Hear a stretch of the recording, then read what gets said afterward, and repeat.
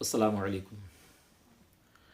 آج پھر میں آپ کے روبرو آ گیا ہوں دو تین باتوں کی طرف توجہ دلانے کے لیے۔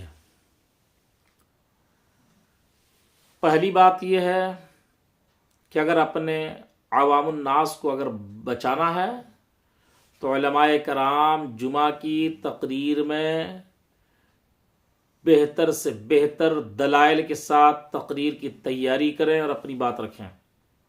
پہلی بات، جمعہ میں تقریر کی تیاری کرنی ہوگی۔ بغیر تیاری کے جمعہ کی تقریر کرنا میں سمجھتا ہوں کہ بہت زیادہ فائدہ ہونے والا نہیں ہے، اور جب عادت پڑ جائے گی نا تو کسی بھی طریقے سے آپ سوچیں گے کہ جمعہ کا ٹائم کسی طریقے سے 15 منٹ 20 منٹ پار ہو جائے۔ ابھی مفتی عبدالقدوس صاحب اویسی سے ان سے گفتگو ہوئی، انہوں نے کہا کہ میرا جانا ہوا ایک امام صاحب کے حجرے میں، تو وہاں میں نے 3 کتابیں دیکھی، سوائے 3 کتاب کی اور بھی کوئی کتاب نظر نہیں آئی۔ مسئلہ مسائل کی، نہ حدیث کی، نہ تفسیر کی، کوئی کتاب نظر نہیں آئی۔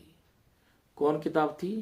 اندازہ کیجیے، امام کے دلچسپی کا عالم دیکھیے کہ وہ تقریر کس طرح کرتے ہوں گے۔ جب مطالعہ ہی نہیں تو تقریر کیا کریں گے؟ وہاں پر ایک شمع شبستان رضا تھا، اعمال رضا تھا، اور اشرفی عملیات یا عملیات اشرفی، ٹھیک ہے، یہ 3 کتابیں تھیں، یعنی تینوں جھاڑ پھونک والی کتاب تھی۔ مسئلہ مسائل کی کتاب میں سے نہ قانون شریعت، نہ بہار شریعت، نہ فتاوی رضویہ، ٹھیک ہے، نہ تفسیر کی کوئی کتاب موجود نہیں ہے۔ اب بتائیے کوئی امام صاحب کیا تقریر کرتے ہوں گے؟ اسی لیے لوگ کہتے ہیں نا کہ امام صاحب کیا تقریر کریں گے، ہم کو پہلے سے معلوم ہے۔ بھائی کیا تقریر کریں گے؟ وہی تقریر کریں گے کہ ابو جہل کی مٹھی میں نبی نے کلمہ پڑھوا دیا، چاند کو 2 ٹکڑے کر دیا۔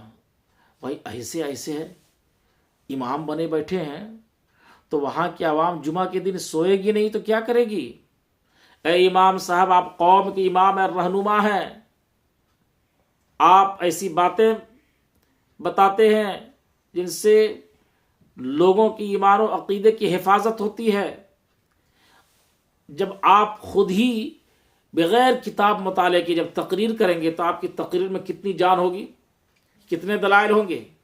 اس لیے خدا را مسجد کے وقت کو برباد نہ کریں، جمعہ کی اہمیت کو سمجھنے کی کوشش کریں اور اسلامی پیغام پہنچائیں لوگوں تک، ورنہ قیامت میں آپ کی پرسش